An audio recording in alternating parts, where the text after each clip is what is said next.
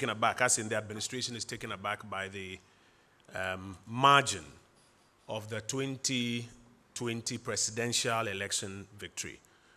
From the onset, I think we have to properly analyze the two elements we are looking at. We're looking at the 2016 election, in which about 10 million people voted, out of which there was a margin of some 900,000 between President Akufo-Addo and his challenger, the former President Mahama. So when about 10 million people voted, you had about 900,000 between the two candidates. The 2020 election had about 13 million people voting.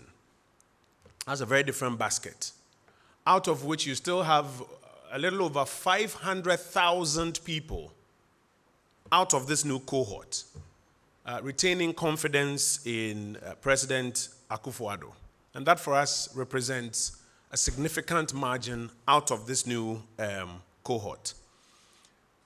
Especially when you juxtapose that with the fact that going into this election, there were very strong, organized groups of persons who had been affected by some of the tough decisions that this administration has had to take,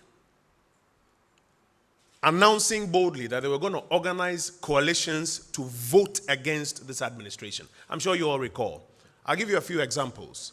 So for persons involved in illegal small-scale mining, illegal or irresponsible small-scale mining, those in the Galamsey areas, they were quite clear that if the president even attempted to fight it, or as he was going through the process was fighting it, they were going to ensure that they would vote against him. You recall, many of you did documentaries about it. Check particularly the parliamentary results in what you call the Galamsey areas, Prestia, Huni Valley, and all of those areas. And you will see that true to the threat that was advertised, that if you fight Galamsey, we will fight you, you can extrapolate and see how that affected us in the Galamsey areas, for example.